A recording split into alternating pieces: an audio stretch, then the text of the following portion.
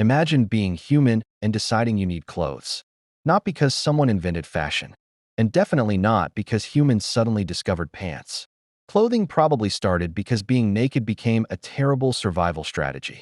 Because at some point, humans lost most of their body hair. That was great for staying cool, until the temperature dropped. Now your amazing hairless body has basically removed its own winter coat. So humans started finding other ways to stay warm. And this is where clothing gets really interesting. But staying warm probably wasn't the only reason. Humans were also moving into colder places. And cold is not exactly forgiving, especially when you're sleeping outside. Your body can make heat, but it can also lose it. And clothing adds another layer between you and the cold. Basically, prehistoric humans invented portable insulation. But there's a problem with this story. We don't have a prehistoric clothing store to check.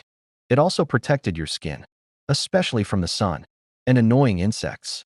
Basically, prehistoric bug spray. But clothing had another use. It could show who you were.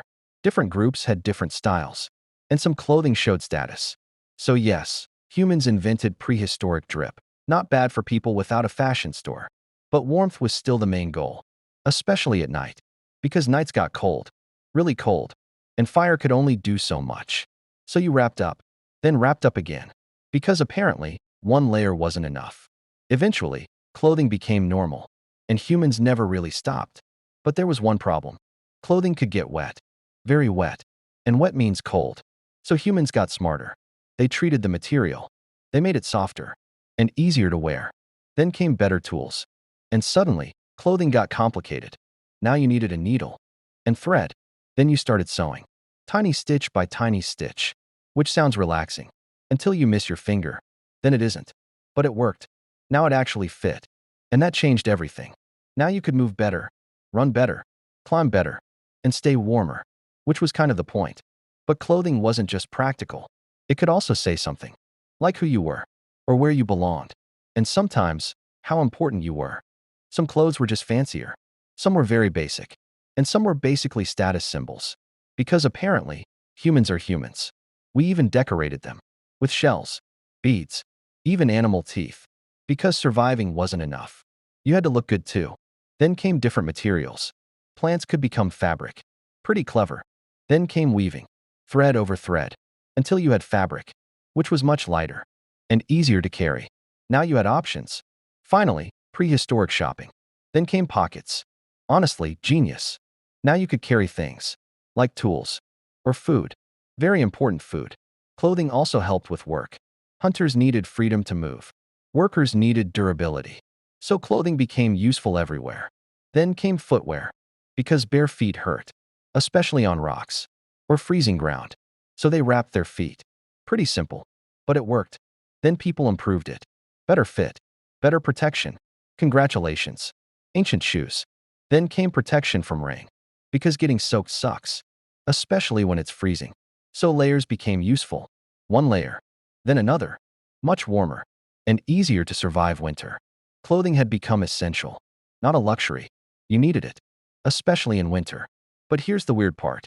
Clothing wasn't always necessary. Some places were hot, really hot, so less clothing made sense. Then the environment changed, and suddenly, you needed layers. Nature basically chose your wardrobe. Then came head coverings. Sun was brutal, so you covered up. Then came gloves, because cold hands suck too. Piece by piece, we covered everything, almost everything. And clothing kept evolving, because humans love improving things. Then came belts, useful little things. Then came pouches, more storage, because pockets weren't enough. Apparently, we needed luggage. Clothing became practical, then personal, then fashionable. And somehow, we kept upgrading. Then came decoration. Lots of decoration. Because apparently, plain wasn't enough. People wanted patterns. Colors too. Some dyes came from plants. Others came from minerals. And suddenly, clothes had personality. Humans had officially discovered style. Then humans got picky. This one feels better. This one lasts longer. And this one looks better.